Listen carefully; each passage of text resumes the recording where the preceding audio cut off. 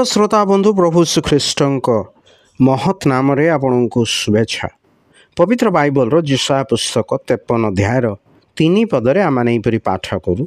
से अवज्ञात और मनुष्यर त्यक्त दुखी लोक शोक परिचित पुणी मनुष्य माने जहाँठारू मुख आच्छादन करती यहीपरि लोकतुल्य से अवज्ञात हेले आम्भे मैंने ताहांकु मान्य कलु नाही।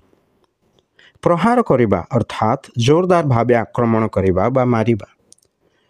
क्रूस उपरे झुलुथिबा ख्रीष्टन को देखि लोक माने कहिले ईश्वर ताहांकु प्रहार कले, तथापि ताहांकु काहेकि प्रहार करागला यह जानिबा आवश्यक। इस्राएलर इतिहास रे सबुठारु चिताकर्षक घटना गुड़िक मध्यरु गोटे होछि किणान को जीवा पथरे कादेश रे होइथिबा घटना, जोठारे लोकमानक निमंते पीवा पई जल नथिबा हेतु लोके मूसांक विरुद्ध रे गुरुतर भावे बचसा कले।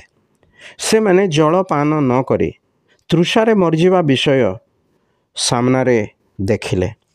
तेबे जेपरि लोकमानकर पीवा निमंते जल प्राप्त हबो एथिबाई सम्मुखरे थिबा एक शैल को प्रहार करिबा निमंते ईश्वर मूसा को आज्ञा कले। मूसा सही शैल को प्रहार करंते सेथिरु एते जल निर्गत हैला जे जोथिरु इस्राएलिय माने ओ सेमानकर समस्त पशुपल पान करे तृप्त हेले सेमानकर तृषित प्राण संजीवित हैला। एही संदर्भ को उल्लेख करी गीत रचक कहते देख से शैल को आघात करते जल निर्गत हैला और स्रोत प्रवाहित हैला। तेबे सही शैल साधारण शैल नथिला। नूतन नियम रे लेखा अछि से माने समस्ते एक पारमार्थिक पेय पान कले, जेणु से माने सेमानकर अनुवर्ती पारमार्थिक शैलरू पान करुथिले। आउ सही शैल ख्रीष्ट। एही घटनार दीर्घ समय परे जो शैलरूपी ख्रीष्ट जगत रे आविर्भाव हेले से प्रहारित हेले आउ ताहांक शरीररू निर्गत रक्त द्वारा ही मनुष्य जातिर पाप क्षमा एवं मुक्ति संभव होई पारिछि।